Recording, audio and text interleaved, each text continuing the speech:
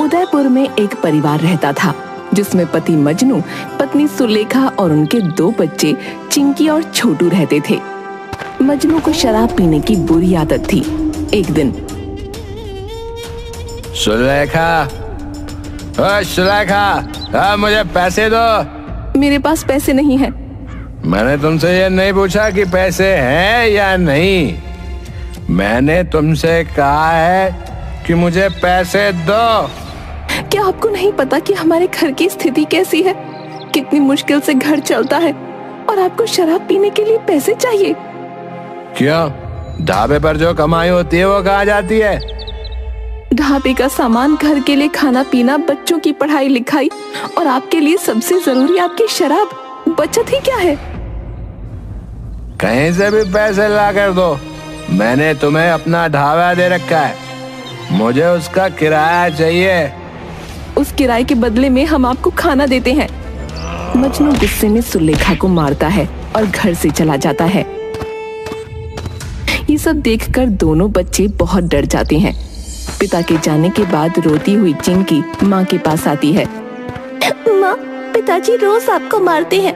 मेरे दोस्तों के पिता तो ऐसा नहीं करते। नहीं बेटा, एक दिन सब ठीक हो जाएगा। हमें भगवान पर भरोसा रखना चाहिए। माँ, पिताजी बहुत बुरे हैं। वो रोज आपको मारते हैं, कुछ भी काम नहीं करते। नहीं बेटा, ऐसा नहीं बोलते। वो तुम्हारे पिता हैं। मुझे पूरा यकीन है कि एक दिन इस बात को वो जरूर समझेंगे। सुलेखा घर का काम करके ढाबे पर जाती है।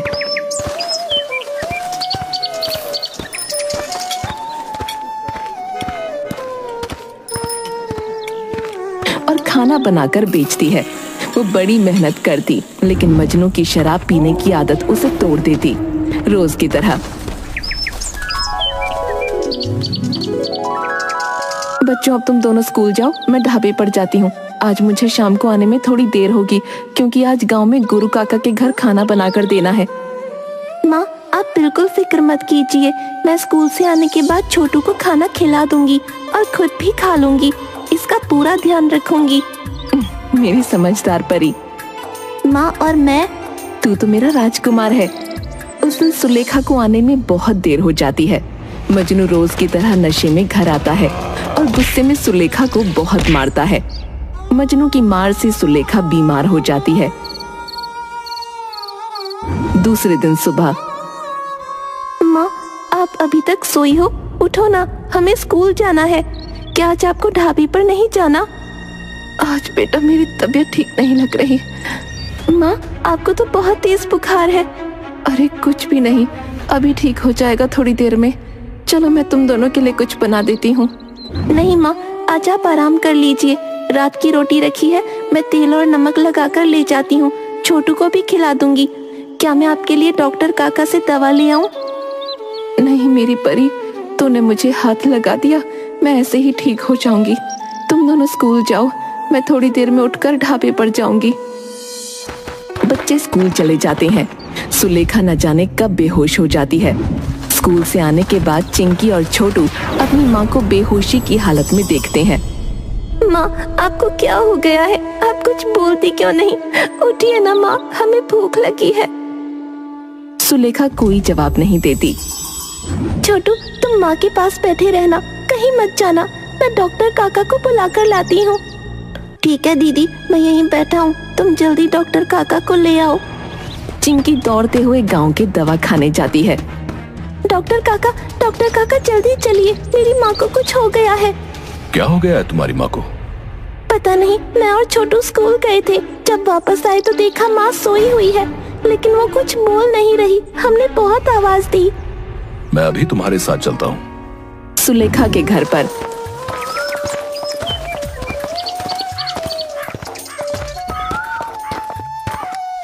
चिंकी, मुझे थोड़ा पानी ला कर दो। तुम्हारी माँ कब से बीमार है? माँ को आज सुबह बुखार आ गया, वो उठी नहीं। कल वो अपने काम पर गई थी? हाँ, कल वो अपने काम पर गई थी, लेकिन... चिंकी चुप हो जाती है। जो भी बात है साफ साफ बताओ, इन्हें क्या हुआ था? डॉक्टर काका, पापा ने माँ को बहुत मारा था, इसलिए सुबह से उसको बुखार हो गया। मेरी माँ ठीक तो हो जाएगी ना? हाँ बेटा, तुम्हारी माँ ठीक हो जाएगी, लेकिन तुम दोनों उसका ध्यान रखना और उसे आराम करने के लिए बोलना। मैं तुम्हारी माँ को एक इंजेक्शन लगा देता हूँ, उसे होश आ जाएगा। फिर बाद में तुम उसे कुछ खिलाकर ये दवाइयां दे देना। मैं कल आऊंगा। डॉक्टर सुलेखा को इंजेक्शन देता है और दवाइयां देकर वहां से चला जाता है। कुछ समय बाद सुलेखा को होश आता है। वो बिस्तर से उठने की कोशिश करती है। माँ तुम लेटी रहो, डॉक्टर काका ने कहा है तुम्हें आराम की जरूरत है। मैंने खिचड़ी बनाई है, तुम इसे खाकर अपनी दवा खा लो और आराम करो। सुलेखा अपनी 10 साल की बेटी की बातें सुनकर रोने लगी। चिंकी, तूने खिचड़ी कैसे बनाई? तुम्हें खाना बनाते देखती हूँ ना, और चूल्हा जलाने के लिए मैंने पड़ोस की शोभा काकी से मदद ली थी। सुलेखा अपने दोनों बच्चों को गले से लगाती है। मेरे बच्चे समय से पहले बड़े हो गए। छोटू और चिंकी पूरा दिन माँ का खूब ध्यान रखते हैं, लेकिन शाम को मजनू फिर से शराब पीने के लिए पैसे मांगता है और पैसे न मिलने पर सुलेखा की पिटाई करता है। दूसरे दिन डॉक्टर फिर से आते हैं। सुलेखा, क्या मजनू ने तुम पर हाथ उठाया था? सुलेखा चुप रहती है। मुझे चिंकी और छोटू ने सब कुछ बता दिया है। तुम ऐसे आदमी के साथ रहते ही क्यों, जो तुम्हारी कमाई भी खाता है और तुम्हें मारता भी है? डॉक्टर साहब, एक औरत के लिए अकेले रहना बहुत मुश्किल होता है, ये मैं जानती हूँ। लेकिन इस तरह तो तुम्हारी हालत और खराब होती जा रही है। नहीं डॉक्टर साहब, मुझे जल्दी ठीक होना होगा अपने बच्चों के लिए। मैं तुम्हें दवा दे देता हूँ, लेकिन तुम्हें अपने खाने पीने का पूरा ध्यान रखना होगा और साथ ही आराम भी करना होगा। कई दिनों तक सुलेखा बिस्तर से नहीं उठ पाती और घर का राशन भी खत्म होने लगता है। दूसरी तरफ मजनू रोज सुलेखा से मारपीट करता। एक दिन मजनू एक औरत को अपने साथ लेकर आता है। आज से ये भी इस घर में रहेगी, समझी? और तुम्हें इसका पूरा ध्यान रखना होगा। कौन है ये और मेरे घर में क्यों रहेगी? ये मेरी पत्नी है, मैंने इससे शादी की है। तुम्हें शर्म नहीं आती? 2 बच्चों के पिता हो, मैं जिंदा हूँ और तुमने दूसरी शादी कर ली। तुम मेरी जरूरत को पूरा नहीं कर सकती और ये रोज मुझे शराब पीने के लिए पैसे देती है, वो भी खुशी खुशी। मैं इस घर में नहीं रहूंगी। इस घर की हालत तो देखो, जानवर के रहने के लायक भी नहीं है। अगर हम यहाँ नहीं रहेंगे तो कहाँ जाएंगे? तुम मेरे घर चलो, हम दोनों वहाँ पर ही रहेंगे। तुम्हें जैसा ठीक लगे। आप ये क्या कर रहे हैं? आपके हाथ जोड़ती हूँ मैं। अपनी बकवास बंद करो, मैं आज से अनीता के घर पर रहूंगा। मजनू अनीता के साथ चला जाता है और सुलेखा की हालत और खराब हो जाती है। घर की स्थिति बहुत बुरी हो जाती है। छोटू, अब तो घर में राशन भी खत्म हो गया। हमारे पास सिर्फ कल के लिए राशन है, हम क्या करेंगे? चलो ढाबे पर चलते हैं, शायद वहाँ कुछ राशन हो। दोनों ढाबे पर जाते हैं।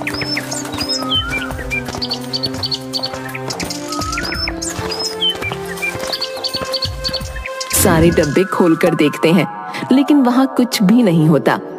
छोटू, यहाँ तो कुछ भी नहीं है, अब हम क्या करेंगे? माँ को खाना कैसे देंगे? अगर माँ को खाना नहीं देंगे तो वो मर जाएगी। मुझे भी खुद समझ नहीं आ रहा।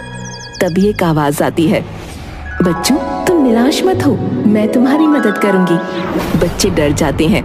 तभी वहाँ एक परी आती है। आप कौन है? बच्चों, मैं नील परी हूँ। मैंने तुम दोनों की सारी बातें सुन ली। तुम दोनों इतनी कम उम्र में कितने समझदार हो। तुम्हारी माँ को क्या हुआ? आप वही परी हैं जिसकी कहानी हमें माँ सुनाती थी? हाँ, मैं वही परी हूँ। बताओ तुम्हारी माँ को क्या हुआ? परी रानी, हमारी माँ बहुत बीमार है। हमारे घर में राशन नहीं है, ना ही यहाँ ढाबे पर हमें राशन मिला। हम अपनी माँ को खाना कैसे देंगे? और डॉक्टर ने कहा है कि हमें हमारी माँ का ध्यान रखना है, नहीं तो वो मर जाएगी। परी बच्चों को गले लगाती है। तुम्हारे पिता कहाँ हैं? हमारे पिता हमारे साथ नहीं रहते, वो बहुत बुरे आदमी हैं। उन्होंने मार मार कर हमारी माँ को बीमार कर दिया। मैं तुम्हें थोड़ा राशन देती हूँ, तुम उसे अपने घर ले जाओ और अपनी माँ का ख्याल रखो। परी रानी, आप हमें सामान के साथ साथ एक और चीज दे दीजिए। क्या चाहिए? लड्डू, पेड़े, मिठाइयाँ? नहीं नहीं, हमें वो सब नहीं चाहिए। हम बस इतना चाहते हैं हमारी माँ के काम में उनकी मदद करें हम, जिससे हमारी माँ को थोड़ा आराम का समय मिल जाए और वो कभी बीमार ना पड़े। तुम क्या करना चाहते हो? हमारी माँ अकेले काम करती है, पहले घर में फिर ढाबे पर। अगर हम दोनों भी उनके साथ काम करेंगे तो काम जल्दी होगा और माँ को आराम करने का वक्त मिल जाएगा। तो तुम दोनों इस ढाबे को चलाना चाहते हो? हाँ परी रानी। ठीक है, मैं तुम्हें ढाबे को चलाने के लिए बहुत सारा राशन दे देती हूँ और तुम्हारे घर के लिए भी। लेकिन मुझे तो खिचड़ी के सिवा कुछ बनाना नहीं आता और खिचड़ी खाने ढाबे पर कौन आएगा? तुम बिल्कुल फिक्र मत करो, मैं तुम्हारे इस ढाबे को जादुई ढाबा बना दूंगी और साथ ही तुम्हें एक जादुई मसाला दूंगी। पहले तुम दोनों ये बताओ, तुम्हें खाने में सबसे ज्यादा क्या पसंद है? हमें तो सबसे ज्यादा शाही पनीर पसंद है। बहुत पहले एक बार किसी की शादी में माँ ने बनाया था। हमें तो सबसे ज्यादा शाही पनीर पसंद है। बहुत पहले एक बार किसी की शादी में माँ ने बनाया था। ठीक है, तो आज से इस ढाबे पर शाही पनीर बनेगा और जब तुम बोलोगे तब चावल और रोटी भी तैयार हो जाएगी। लेकिन मुझे तो वो आता ही नहीं, मैं कैसे बनाऊंगी? मैं बताती हूँ।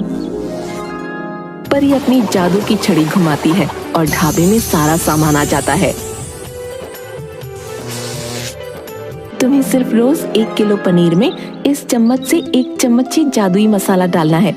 इसके बाद सारा काम अपने आप हो जाएगा। और अगर तुम्हें रोटी चावल चाहिए तो तुम ढाबे से बोलना, जजंतरम मंत्रम रोटी चावल आजा, और रोटी चावल आ जाएगा। परी रानी आपका बहुत बहुत धन्यवाद। परी रानी आपका बहुत बहुत धन्यवाद। दूसरे दिन सुबह चिंकी और छोटू स्कूल जाने के बहाने घर से निकलते और जैसा परी ने बताया वैसा ही करते हैं। शाही पनीर की खुशबू से लोग खींचे चले आते हैं। अरे भाई, ये खाने की खुशबू कहाँ से आ रही है? ये खुशबू तो सुलेखा भाभी के ढाबे से आ रही है। लगता है सुलेखा भाभी ने वापस ढाबा शुरू कर दिया है। चलो, बहुत दिन हो गए, कुछ स्वाद का नहीं खाया। चलो चलते हैं।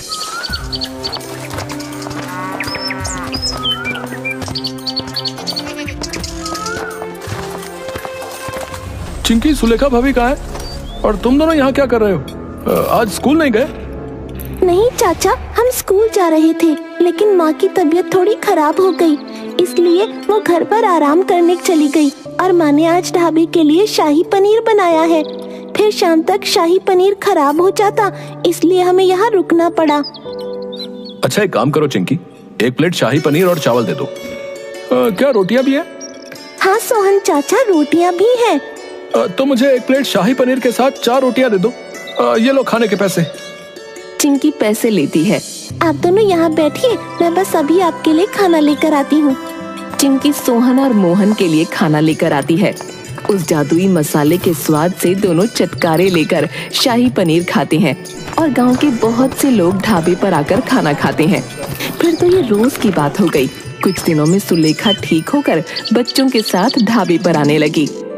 बच्चों, तुमने इतना स्वादिष्ट शाही पनीर बनाना कहाँ से सीखा और तुम ये सब कैसे करते हो? आपको ही काम करते देखा था, बस सीख लिया। परी ने सिखाया। अच्छा, परी ने सिखाया? फिर तो अच्छा ही सिखाया होगा।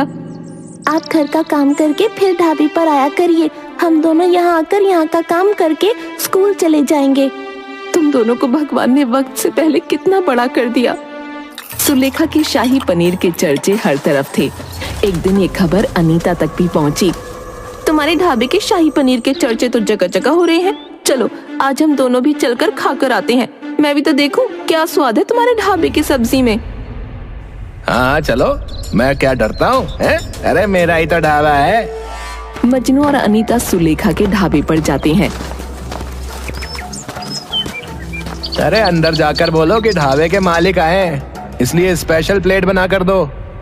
हमारे ढाबे पर हर आदमी स्पेशल ही होता है। मैं अभी आपका खाना लेकर आती हूँ।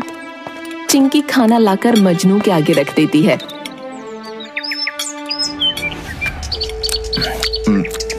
कुछ खास तो नहीं है, न जाने क्यों ये गांव वाले इस सब्जी की इतनी तारीफ करते हैं। इससे अच्छी सब्जी तो तुम बनाती हो अनीता। अनीता सब्जी चटकारे ले लेकर खा रही होती है। और मजनू की बात जैसे उसे सुनाई ही नहीं देती। अगर सब्जी आपको पसंद नहीं है तो आप खाना छोड़कर जा सकते हैं। तेरी माँ ने तुझे भी बदतमीज बना दिया है? बित्ते भर की लड़की और इतनी लंबी जवान है। चिंकी पैर पटक कर अंदर जाती है और बड़बड़ करती है। इन्हें मेरी माँ का खाना बकवास लगता है।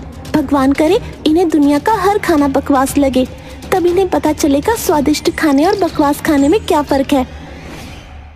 अरे सब्जी तो वाकई बहुत स्वाद बनी है, एक प्लेट और मंगा लो ना। मुझे तो कुछ खास नहीं लगी। मैंने तो आज तक ऐसी सब्जी खाई ही नहीं। तुम पागल तो नहीं हो गई हो? ना इसमें नमक है, ना मिर्च है, ना मसाला है। कोई स्वाद ही नहीं है सब्जी का। तो पागल हो गए तुमने नहीं खाना तो मत खाओ, लेकिन चुपचाप मेरे लिए एक प्लेट और मंगाओ। चलो हम कहीं और चलकर कुछ खाते हैं। तुम्हें जो खाना है खाओ, लेकिन मैं तो यही शाही पनीर खाऊंगी। तुम मेरे लिए मंगाते हो या मैं तुम्हारी आरती उतारूं? मजनू इधर उधर देखने लगता है और उसकी नजर सुलेखा से मिलती है। मजनू शर्म से आंखें नीची कर लेता है। ठीक है, तुम्हें खाना है तो तुम खाओ, लेकिन मैं नहीं खाऊंगा। अनीता पूरी 2 प्लेट सब्जी और खा जाती है। घर जाकर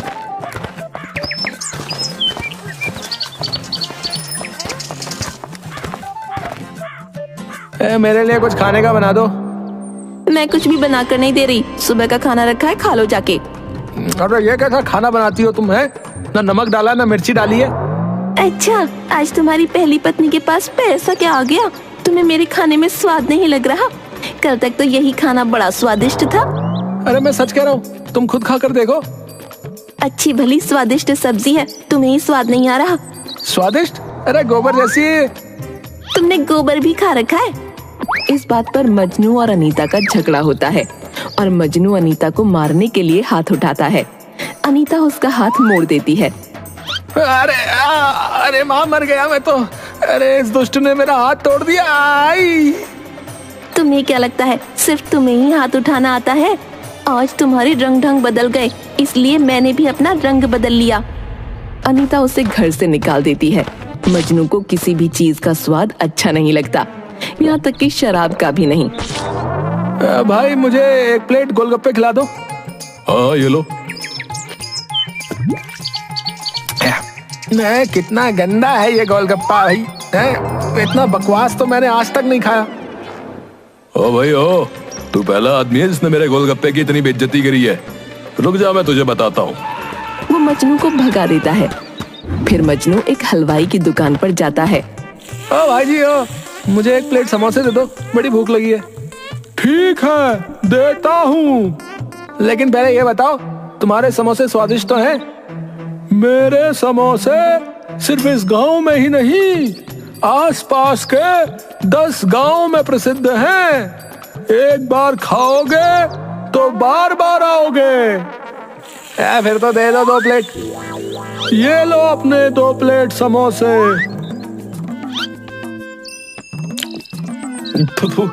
इतना बकवास समोसा है?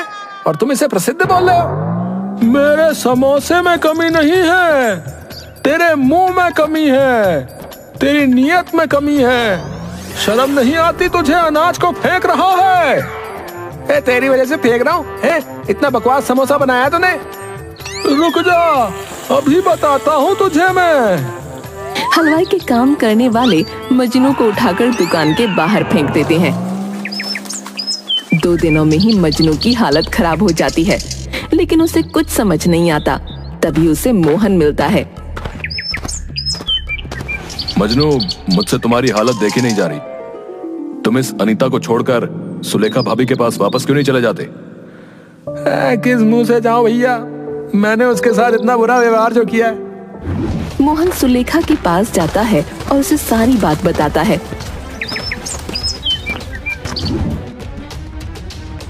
मोहन भैया, मैंने ना तो उन्हें घर से बाहर जाने को कहा था, ना अंदर आने को मना किया है, लेकिन इतना जरूर जानती हूँ कि अब वो मेरे घर में दोबारा तभी आएंगे जब अपनी शराब को हमेशा के लिए छोड़ देंगे। भाभी, उसकी हालत बहुत खराब है। उसे तो शराब क्या, पानी का भी स्वाद समझ नहीं आ रहा। मोहन और सुलेखा की बातें चिंकी और छोटू भी सुन रहे होते हैं। छोटू, मुझे पिताजी से कोई हमदर्दी नहीं, लेकिन मैंने देखा कि माँ उनके लिए परेशान है। हाँ दीदी, अब हमें क्या करना चाहिए? पता नहीं छोटू, पिताजी को क्या बीमारी हो गई है। दीदी, क्या हम परी रानी से प्रार्थना करें? हाँ, तुमने सही कहा। दोनों ढाबे पर जाकर परी से प्रार्थना करते हैं। बच्चों, मैं जानती हूँ तुम क्यों परेशान हो, लेकिन ये सब मैंने तुम्हारे पिता को सबक सिखाने के लिए किया था। अगर तुम चाहते हो तो मैं उन्हें वापस ठीक कर देती हूँ। हाँ परी रानी, आप उन्हें फिर से ठीक कर दीजिए। उनकी वजह से माँ बहुत परेशान है और हम उन्हें परेशान नहीं देख सकते। परी अपनी जादू की छड़ी घुमाती है। बच्चों, मैंने तुम्हारे पिता को उसके मुंह का स्वाद वापस कर दिया है, लेकिन अगर उन्होंने फिर से कभी शराब पी या तुम्हारी माँ को मारा तो मैं हमेशा के लिए उनके मुंह का स्वाद गायब कर दूंगी। चिंकी, छोटू और परी की ये सारी बातें पास खड़ी सुलेखा सुन लेती है और सब कुछ समझ जाती है। परी रानी, आपका बहुत बहुत धन्यवाद। आपने मुश्किल समय में मेरे और मेरे परिवार की बहुत मदद की। सुलेखा, गलत करने वाला जितना गुनहगार होता है उतना ही गुनहगार गलत को सहने वाला भी होता है। मुझे माफ कर दीजिए परी रानी, मैं आपकी सब बातें समझ गई। मैं आगे से इस बात का हमेशा ध्यान रखूंगी। मजनू अपनी जबान का खोया हुआ स्वाद तो वापस पा लेता है और साथ ही अपनी पत्नी सुलेखा की कीमत को भी समझ लेता है। वो दोनों मिलकर ढाबे को बड़ी मेहनत से चलाते हैं, लेकिन शाही पनीर चिंकी और छोटू ही बनाते हैं।